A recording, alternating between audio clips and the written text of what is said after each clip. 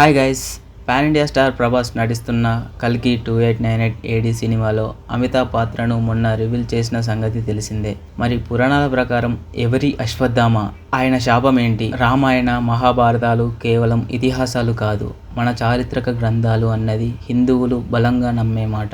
రామరావణ యుద్ధం, కురుక్షేత్ర మహాసంగ్రామం నిజంగా జరిగాయంటూ, ఇదిగో ఆధారాలంటూ ఎంతో మంది చరిత్రకారులు బయటపెట్టిన సందర్భాలు ఉన్నాయి. అయితే ఇవి కేవలం ఇతిహాసాలు మాత్రమే అంటూ కొట్టిపారేసే నాస్తికులు ఎంతో మంది కూడా ఉన్నారు. కానీ ఇది నిజమా అబద్ధమా అనే వాదనను పక్కన పెడితే, మంచిని పంచే, ధర్మాన్ని పెంచే ప్రతి గ్రంథము ఆచరణీయమే అనేది ముమ్మాటికి నిజం. అయితే ఈనాటి ఇన్స్టాగ్రామ్ యుగంలో ఎంతో మంది పిల్లలకి రామాయణం మహాభారతం గురించి తెలుసు. అసలు ఎంతమంది తల్లిదండ్రులు వారికి నేర్పించే ప్రయత్నం చేస్తున్నారు అనేది పెద్ద క్వశ్చన్ మార్క్. కానీ మనం చేయని మంచి పనిని ఇటీవల కాలంలో సినిమాలు చేస్తున్నాయి. మహాభారతంలోని పాత్రలను నేటి కలియుగానికి లింక్ చేస్తూ కల్కి 2898 ఏడి అనే సరికొత్త ప్రపంచాన్ని సృష్టిస్తున్నారు. తాజాగా ఈ చిత్రంలోని అశ్వత్థామ పాత్రను పరిచయం చేస్తూ ఓ గ్లింప్స్ ను రిలీజ్ చేశారు. ఈ పాత్రలో అమితాబ్ బచ్చన్ అద్భుతంగా కనిపించారు. మరి అసలు ఎవరి అశ్వత్థామ?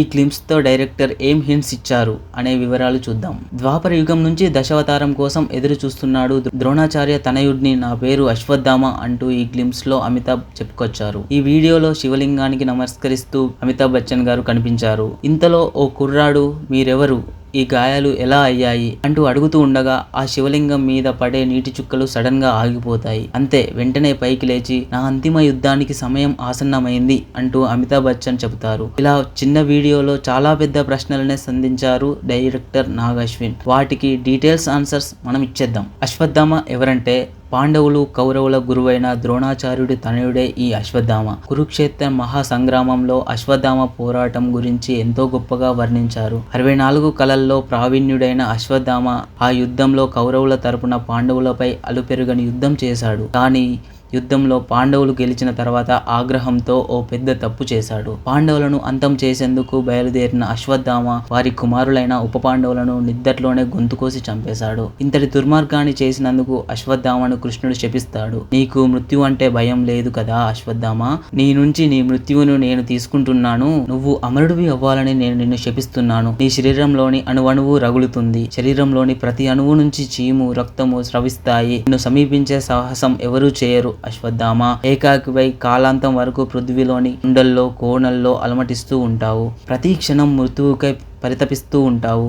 అయినప్పటికీ నీకు మృత్యు అనేది ప్రాప్తించదు అంటూ కృష్ణుడు శపించడంతో అశ్వత్థామ అమరుడైపోతాడు. పురాణాల ప్రకారం ఇప్పటికీ అశ్వత్థామ చిరంజీవిగా ఈ భూమిపైనే తిరుగుతున్నాడు అన్నది నమ్ముతారు. అయితే మరి అశ్వత్థామకి కల్కికి లింక్ ఏంటి అనే ప్రశ్నకి కూడా కల్కి పురాణంలో సమాధానం ఉంది. అశ్వత్థామతో పాటు ఈ భూమిపై మొత్తం 7 చిరంజీవులు ఉన్నారు. అందులో పరశురాముడు, కృపాచార్యుడు, వ్యాస, అశ్వత్థామ వీరంతా కల్కిని చూసేందుకు సంబలకి వస్తారని కల్కి పురాణం చెబుతుంది. వీళ్ళు నలుగురు ధర్మ సంస్థాపనలో సహాయం చేస్తారని, వారే కల్కికి ఆ పేరు పెడతారని పురాణంలో ఉంది. అంతేకాకుండా పరశురాముడు స్వయంగా కల్కికి అన్ని విద్యలు నేర్పి గురువుగా ఉంటాడని రాసి ఉంది. కలియుగం చివరిలోనో లేదా ధర్మం అదుపు తప్పినప్పుడు కల్కి వస్తాడని, ధర్మ సంస్థాపన చేస్తాడని అంటారు. దీని ప్రకారమే కల్కి నుంచి వచ్చిన గ్లింప్స్ లో శివలింగంపై నీళ్లు పడేంత వరకు అశ్వత్థామ ప్రశాంతంగా ఉంటాడు.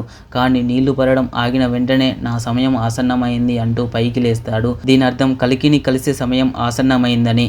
అందుకే వెంటనే అశ్వత్థామ లేచి, నా అంతిమ యుద్ధానికి సమయం వచ్చేసింది అంటూ బయలుదేరుతాడు. ఇలా కల్కి సినిమాలో ఒక్కో పాత్రను పరిచయం చేస్తూ గ్లింప్స్ ను రిలీజ్ చేయడం జరుగుతుంది. నా ఎక్స్ప్లెనేషన్ మీకు నచ్చినట్లయితే please like, share, subscribe our channel Anirudh విశ్వ.